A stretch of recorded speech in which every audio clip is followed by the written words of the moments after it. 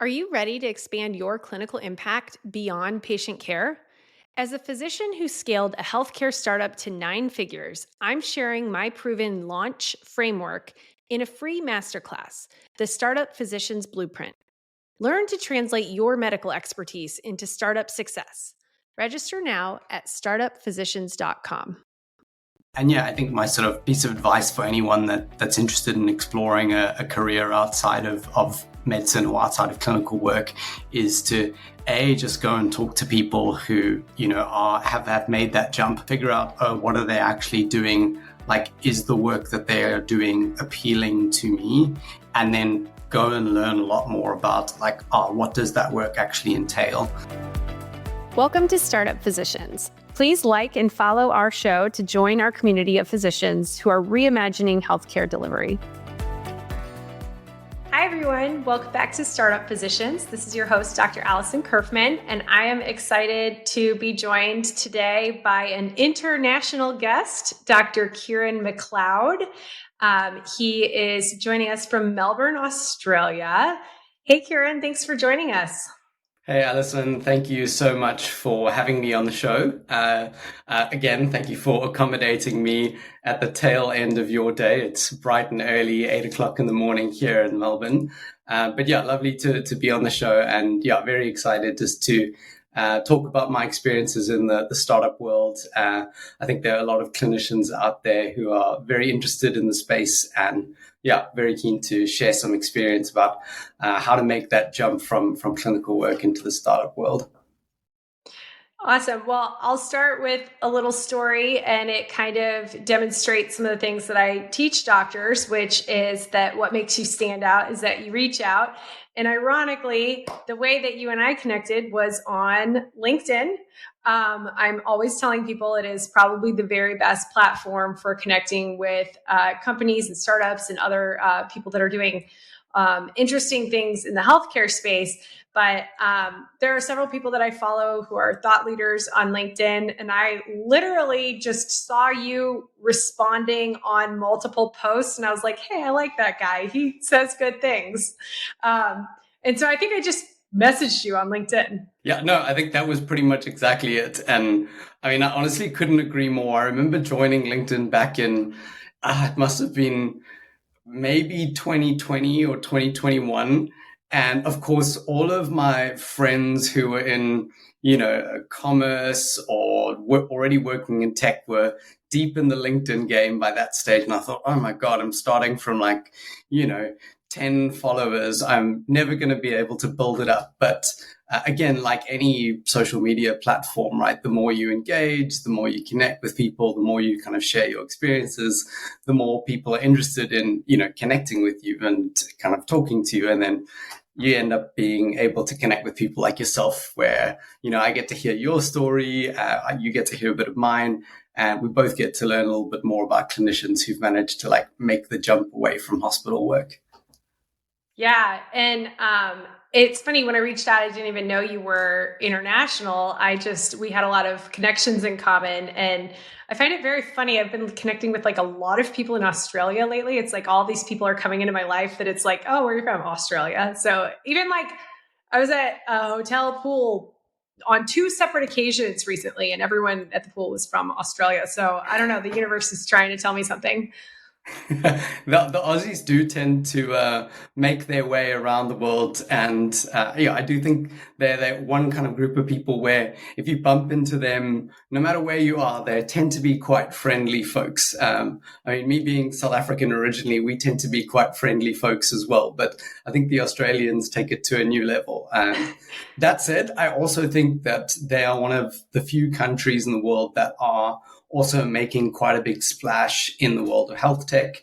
I think between the US, the UK, Canada to an extent as well, they're the ones that seem to be making waves around the world at the moment with kind of building innovative technology. And so it's nice to kind of be part of a cohort that's contributing to this kind of next stage of development in health tech. Yes, and I'm sure people are hearing your accent, and you're mentioning that you're from South Africa.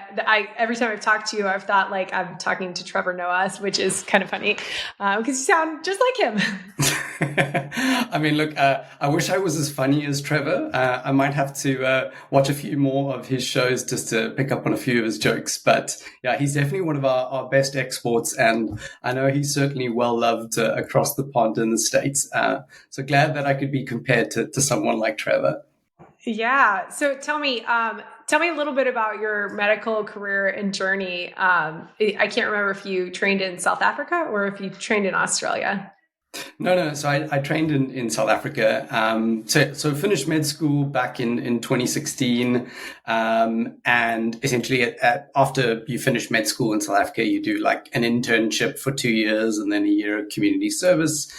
And during that time, I kind of felt that emergency medicine was the kind of realm that I wanted to play in. It was exciting, kind of adrenaline fueled. And I was like, yes, this is what I think I should do for the rest of my life.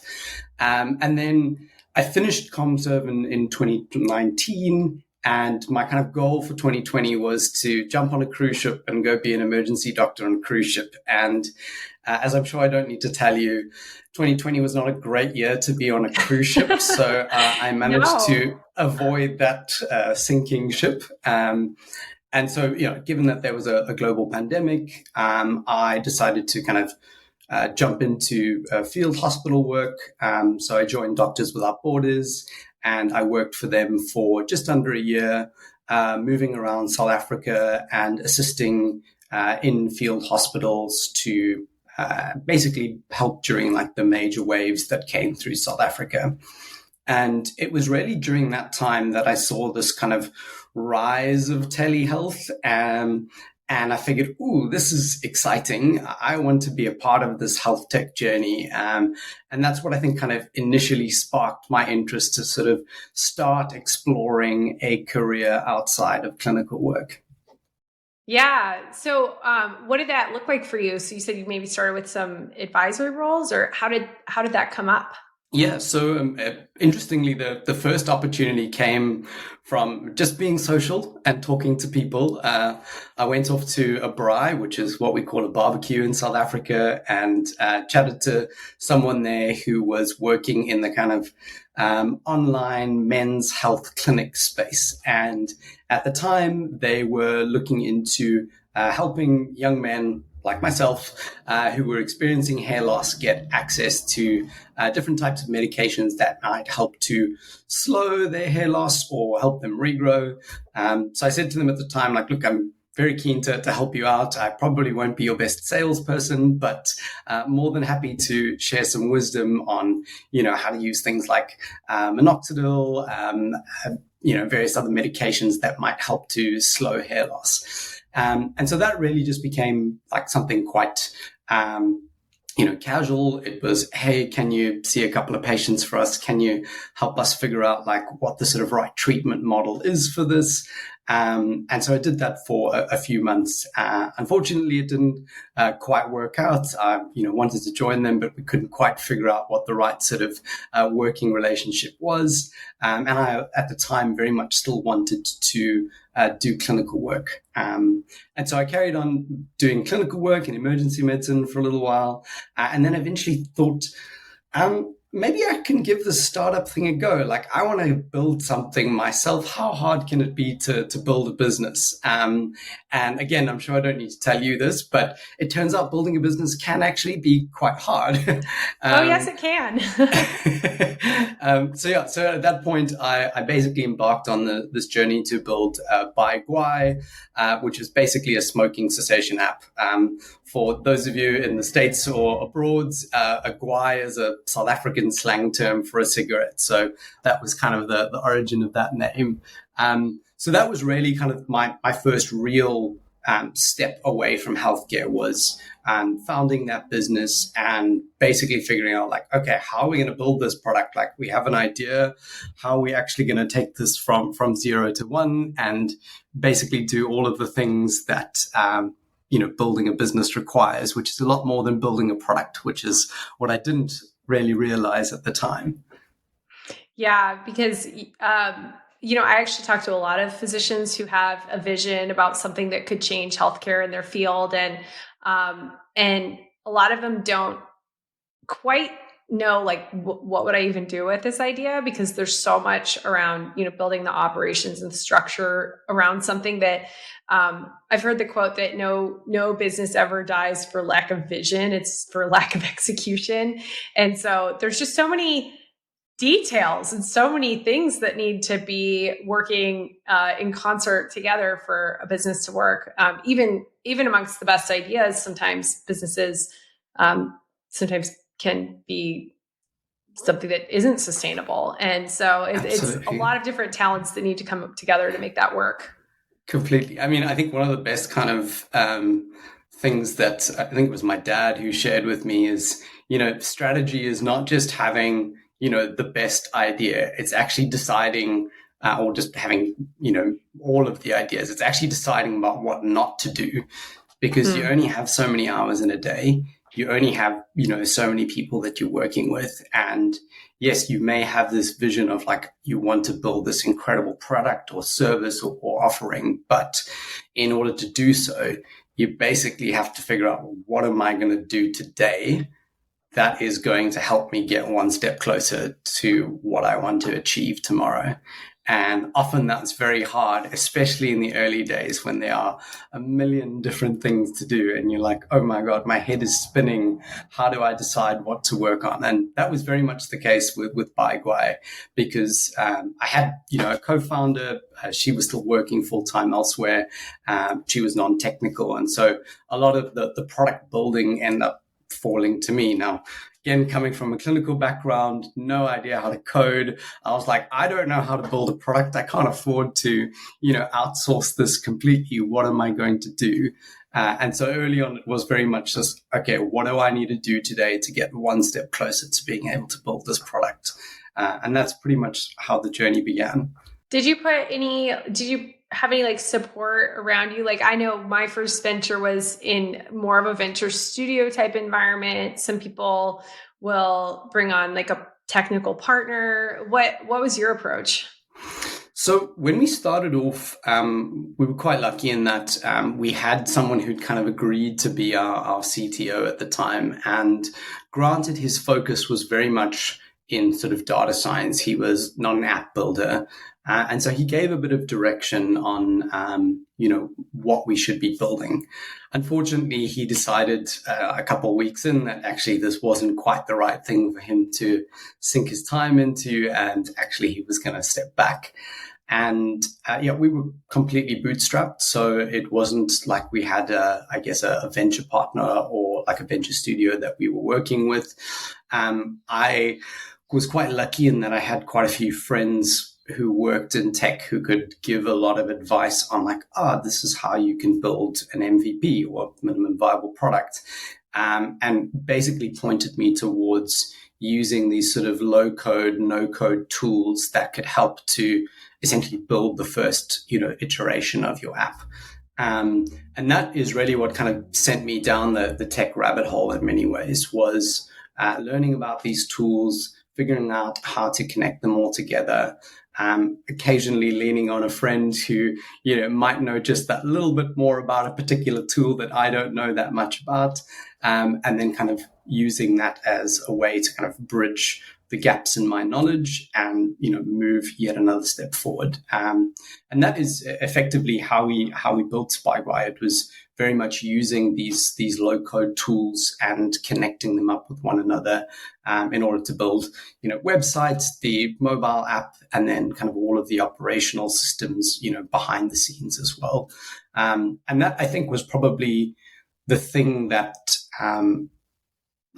really kind of catapulted me away from clinical and like into the startup and tech world, was figuring out that, okay, yeah, medicine is hard. Like, there's no doubt about that. And there's a lot of knowledge that's been acquired during that time.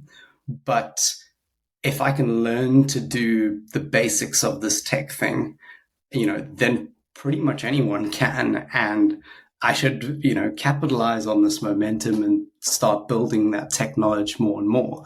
And I think that's essentially the reason how I managed to get myself very firmly in health tech now. I mean, I don't see a return to clinical medicine happening anytime in the future. And is exactly what I say pretty much to everyone in clinical work who's keen to get into tech is like, just build something. It doesn't matter what it is. Just show me that you're interested and that you're capable. And that's going to tell me a lot more than, just saying that you're interested in working in tech. Three things came to mind while you're talking about it. One, what set you apart is that you actually like did something. Like all these people have ideas, but you're like, you know what, I'm going to try it. Like, I think that is, not a quality that everybody has. Like a lot of people think a long time about something, but don't ever act on it. And so that really stands out to me because it's very much it's this mindset of like everything is figure outable. Like you could just keep looking for answers and tap into your network and learn new skills. And the second thing that came to mind when you were talking is that it's so interesting that building product is actually not so much about like the technical skills. So much more of it is about strategy. Because I mean, you could be a developer and you could just code and code and code and code and code. They code anything you ask them to. But when you're trying to make a really good product, especially a clinical product, it's so much about like the strategic direction of like, what do you want it to be able to do? Like, what is the outcome that you want? And it's not just like put a button here. It's, how are we going to influence behavior and real clinical impact through technology? And so I think it sounds like you've got a ton of product development experience. And then the last thing that I thought of while you were talking about like low code, no code solutions and not being a developer by background is that like the native language of AI is English. And it's the first like tool that uses an actual native language of English as opposed to like coding language, which makes it so profoundly accessible to everyone. And it does make it that there's like this explosion of people that are like making their own agents and apps and trying to build a whole business out of that, that's its own discussion about how you create something that's truly valuable and not just like a very tiny point solution. But I don't know. I'm curious to hear your reflections on that, like just actually doing something and, the strategy behind product development and then, how many options there are now for developing stuff with AI.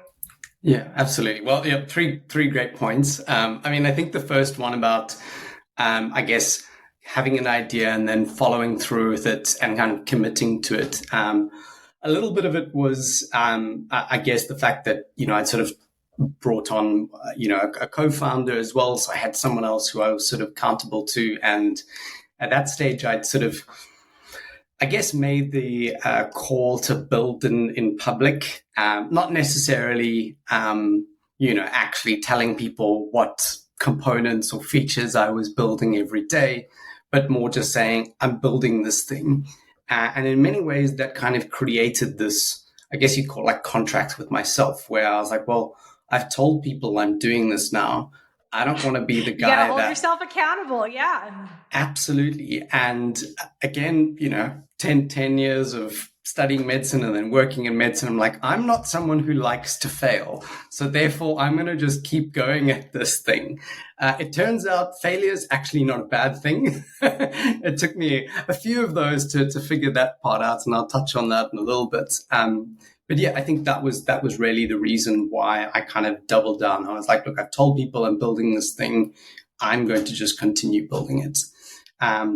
To touch on the second point around, the product is not everything, and that so much of it depends on, again, your strategy, who your market is, again, selling, marketing, how you actually, get your product into the hands of people and not just, have them sign up, but actually engage with it and get the desired outcome, which in my case was to get them to quit smoking. And I think probably one of the hardest lessons I learned during, the, I guess, early stages and actually over the whole run of Baiguai is that I actually think I picked the wrong market. I wanted to help people quit smoking, but I was building a B2C product. And I'm sure I don't need to tell you, but B2C products are incredibly hard to build, to sell. And it means that, your customer, the amount that you're making per customer is relatively small. You're having to spend a lot of money just on advertising just to actually get them on board. And then they engage for a day or two and then they drop off. And so a lot of the learning that happened along the way was like, oh, damn, I've chosen to build this in this way. I actually think I need to pivot my offering to actually sell to businesses to help their employees quit smoking rather than try sell directly to the consumer. And that actually is what pushed me into using LinkedIn more, because suddenly I was like, oh, I shouldn't be doing Facebook ads. Let's jump on LinkedIn. And then that is kind of a nice tie back to what we were talking about in the beginning. So that was definitely some of the learnings that I had about, product and strategy early on. Well, I actually support a number of companies that have taken that same route, where it's like sometimes you start with a direct to consumer approach to at least like test it out, because it's easier to get, some random person to pay like $9 for an app or something than to get an enterprise contract for like a population of people. But it is very hard for a company to scale in just a direct to consumer way. So anyone who's out there trying to build a direct consumer company, especially a healthcare company, like really needs to be looking ahead to their story. How do I actually get this into the hands of multi-thousands of people per contract, as opposed to like you paid $9, you're committed for a month, and that might be it. So it seems like that was a learning experience. Yeah.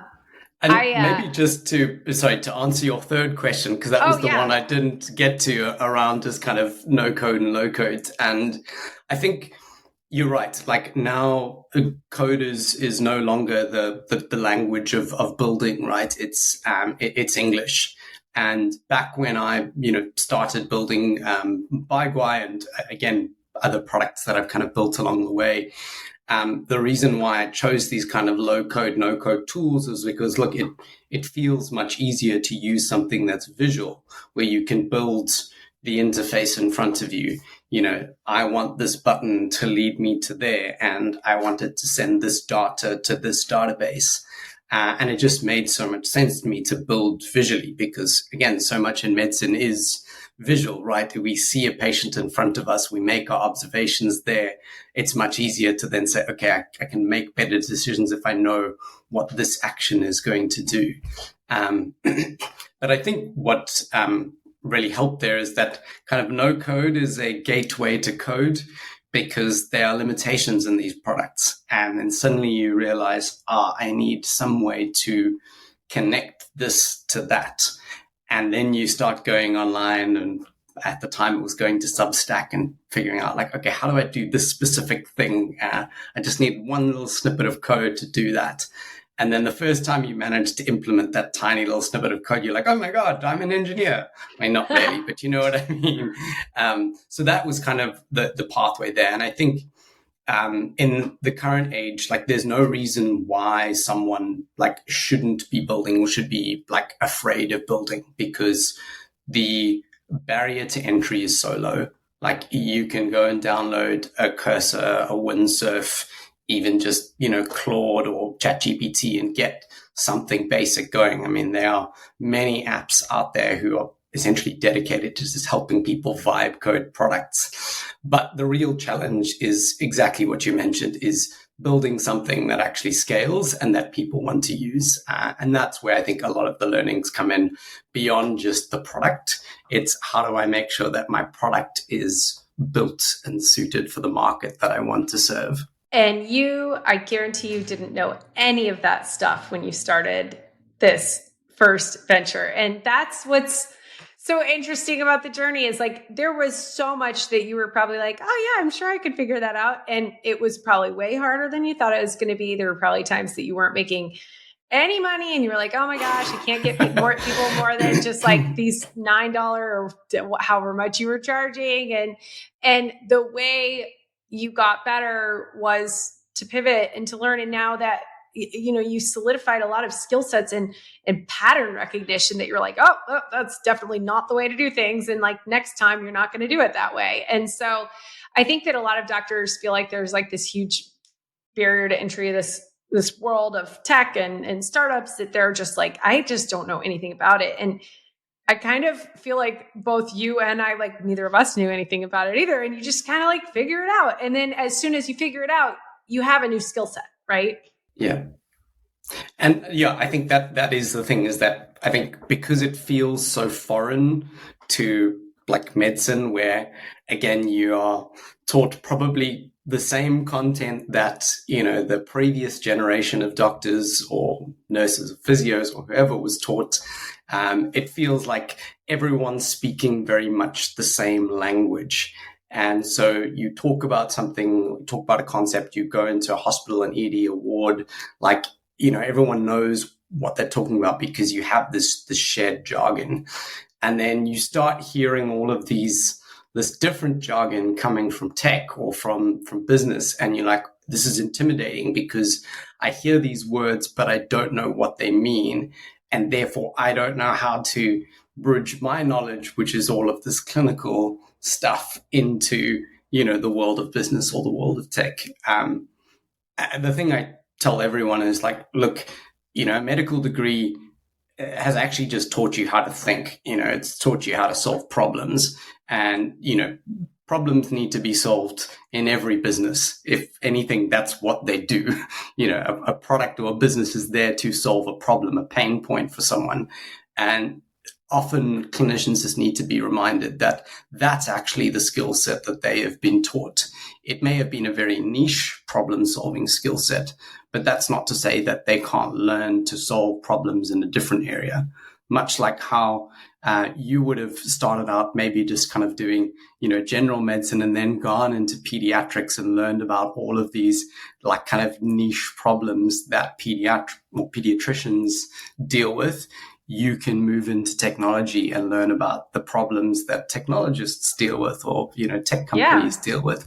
And I think that the first step there is really just, I guess, a bit of immersion. And that's often getting onto LinkedIn. It's connecting with people who are doing the work that you are doing or want to do, or the field that you want to work in, and starting to see like, oh, what are some of the activities that they are getting up to? What are the products that are being built? And then probably the next part is actually just a bit of like basic education to upskill. And I think, you're obviously doing a great job in like actually building out an education platform for clinicians who are interested in kind of like making the jump, because that is probably the first stepping stone, is just, okay, I need to acquire some knowledge that helps me better understand where I'm going in the industry that I'm about to become a part of. Yeah. And I sincerely hope that this podcast and sharing it on LinkedIn enrolls a bunch of Australians into my course, because I would just love that. It'd be so cool. But I'm curious to know, so after that first startup experience, you built all these skills, you developed all these like tech and ops and sales and all of the things. Where did that take you? What was your next step? So I think after building Baiguai for, a couple of years, and at the same time, I was still kind of doing locum work in the emergency department just to make sure that, money was coming through the door, because you got to eat at the end of the day. I realized that trying to do night shifts and weekend shifts in the emergency department while running a startup and building a product was probably not the best thing for my overall health and work-life balance. I have done that myself. So yeah, I've been there. Again, another hard lesson to learn, no doubt. Anyway, at that point, I kind of realized, okay, I'm really enjoying this health tech thing. I want to go all in on it. I want to stop doing the clinical work so that I can just focus on like building this health tech career, because I don't think it's sustainable to continue working in the emergency department as well as building a product in the startup. And so at that point, I started kind of looking for opportunities in health tech. And I was very lucky to kind of be connected with a few people, including Tom, who is the founder of Heidi, He was another clinician, also kind of building health tech products. At this stage, he was halfway around the world in Australia while I was in South Africa. And I saw an opportunity to join them as a medical AI resident was the name of the role. And I was like, that sounds pretty interesting and cool. And it's something that I could probably do. And so that began a series of conversations with Tom and some of the other people in the Heidi team. I was very lucky that another one of the kind of product managers or head of product at the time was a fellow South African doctor. So I had kind of a connection in that sense. Anyway, one thing led to another, and eventually they said, look, we'd love to have you on board, but we need you to move across to Australia. Like, we're all based here. This is where our headquarters is. This is where all the action's happening. And I just don't think it will work if you stick in South Africa. And so I thought, okay, I've got nothing to lose. I'm not married, no kids. Why not go on an adventure to Australia? And so I moved over here in September 2023. I'd been working for Heidi for a few weeks at that stage. And essentially it got to the point where we had about 5 different products at the time. And none of them really had any sort of product market fit, making a bit of money. But, we were a venture-backed business. We really needed to get something that worked. And within the first couple of weeks of me being here, I started building this AI scribe.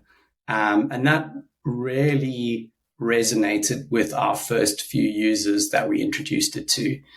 They could see the value in having an AI listening to the conversation between them and their patients and writing their notes for them without them having to, type or click more than a few buttons. I think documentation is a massive burden for every clinician. I think the stats are something like 50% of our time is spent on documentation. Which is not what we trained for. We did not train to be, typists or data capturers. We're trained to heal. And that basically sparked a shift in the company where essentially we sunset some of our other products to focus wholly on this Scribe product.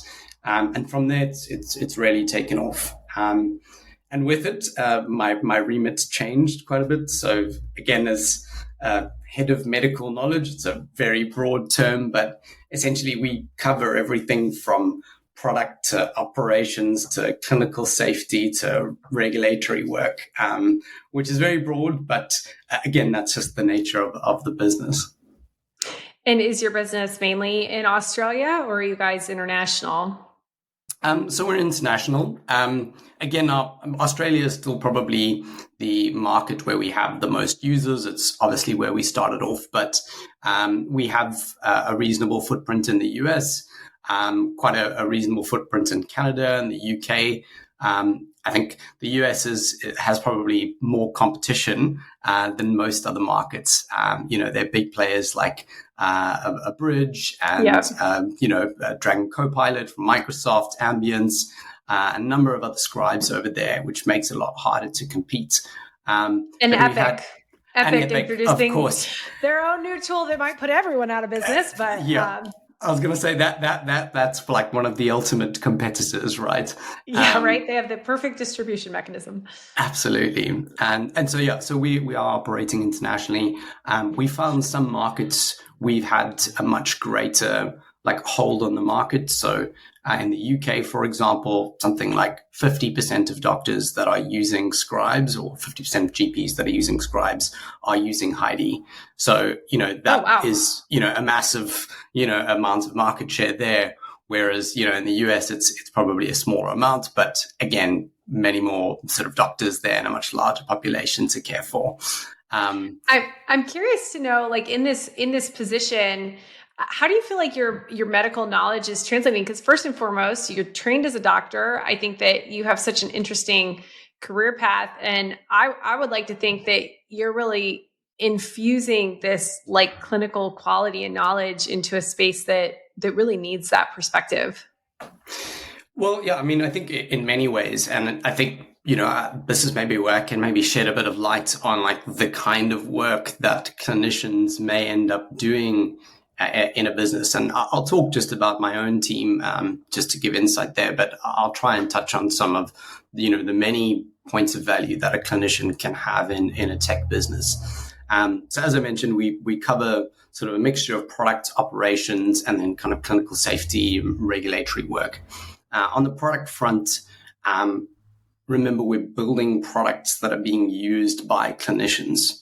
And so if you give a problem to an engineer and you just describe it kind of in the way that a clinician describes it, they may not end up building it in the way that is intuitive for a clinician to use, or have, the features that a clinician would expect from something like that.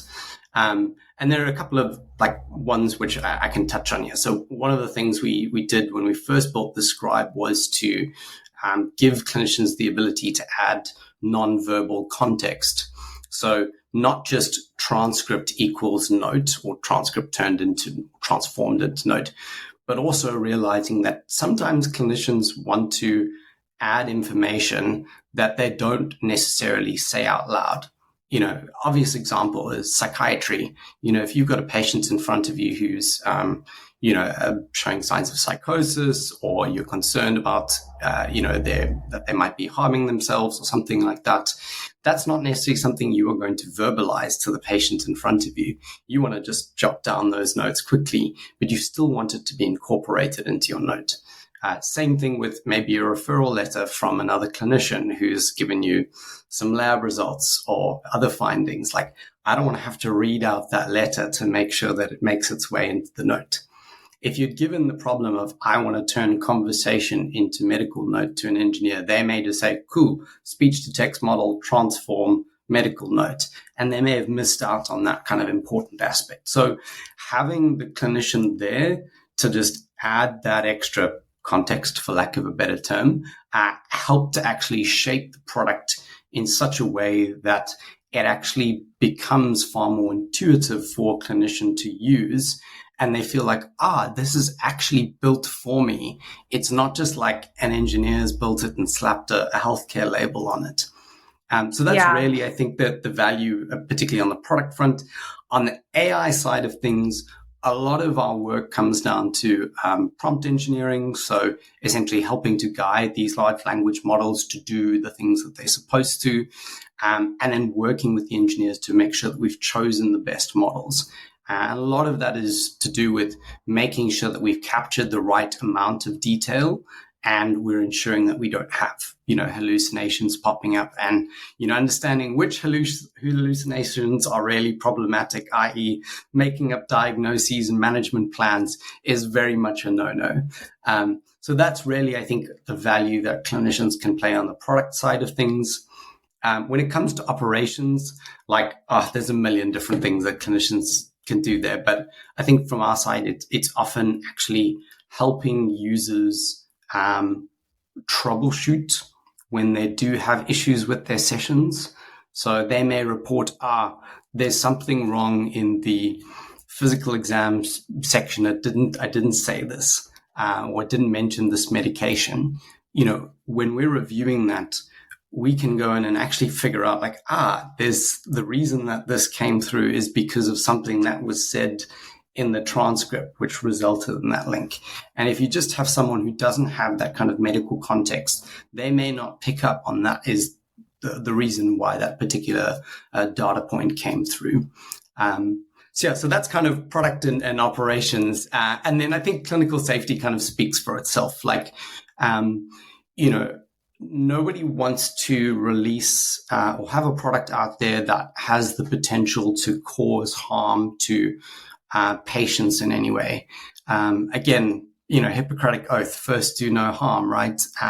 So, from the get-go, making sure that whatever we build and put out there is not going to harm the patients that we're looking after ends up being an integral part of it. And so that often helps to shape again, product design, how it actually gets built, and ultimately ends up being quite important for certain markets where the expectation is that you have that kind of clinical safety framework and governance in place, that kind of helps people, particularly like large enterprises, understand that what you've built is not just like a fly-by-night operation. Like it's actually something that someone is consciously reviewing all the time to ensure that we are using the most high quality models, that, we aren't having regular incidents where people are being harmed because nobody wants to end up on the news because they didn't actually do their homework right. Oh, yeah. I mean, I feel like most companies that I've worked with or started, it's like, oh, how do we not not cause a problem? And yes, you're right. Nobody wants to be on the news for that sort of thing. Well, I think that your journey has been so interesting and has led you around the world, total different career path than you probably expected originally. And I think it's been really cool to hear all the skills that you've gained along the way, because now you're like, you have a very marketable skill set. You have so many different, experiences that have turned into, I don't know. I tell people that like, even like you didn't used to know how to put in a central line, and somebody, you saw one and then you did one and then you taught one. So Yeah. just continuing to gain skills in the direction that you want your career to grow. And even if you're part of a company that ends up not succeeding, like you still gain the skills, you gain the network, you gain the experience, and you're on to the next thing. And that's not at all to say that I don't think your company is going to succeed. It's just, I have been in part of things that didn't launch or didn't take off. And everything that I took with me from that chapter of my life led to the next thing. So I really appreciate hearing all the twists and turns that you've taken along the way. Yeah, appreciate it. And yeah, it's nice to just be able to again chat with someone who's kind of taken the path less traveled, because I think most clinicians feel like, the safety net is working in the job that they were trained for and that they studied for, and often may not realize how much value that they can actually add, working on the system rather than in the system. And yeah, I think my sort of, piece of advice for anyone that's interested in exploring a career outside of medicine or outside of clinical work is to just go and talk to people who have made that jump, figure out, what are they actually doing, like is the work that they are doing appealing to me, and then go and learn a lot more about like, what does that work actually entail, so that you know what you're kind of getting into and you're not just like making the jump kind of into the dark. And yeah, as I mentioned before, I think the first step is, once you've met people, is to go and just learn a bit more, whether it's doing these kind of like mini courses to kind of upskill in different areas, like that's very much like a great first step. And then once you've kind of got that idea of like, okay, this is the area that I want to work in. I want to work in product. I want to work in ops. I want to work in governance or safety, to then go and, I guess, like work on a project that is related to that, even if it just means like putting your hand up and saying, hey, I'm keen to just like come on board and learn, like offer some support in some way, or like take the initiative yourself. If you want to do product, actually just go and like build stuff. Anyway, it's been great chatting to you, Alison, and I really appreciate you having me on the podcast. It's been a lot of fun. Yes, thank you so much. And if anyone wants to connect with him, Dr. Kieran McLeod, we'll put his LinkedIn in the show notes. And yes, I'm just very glad that we were able to randomly connect on LinkedIn. And for anyone that is interested in, reaching out to random people on LinkedIn, you might make a friend halfway around the world. So thank you again for joining us. Magic, Alison. Thanks you for having me. And yeah, nice to chat to you. All right. So I hope to see you guys next time. Thank you for listening to Startup Physicians. Don't forget to like, follow, and share.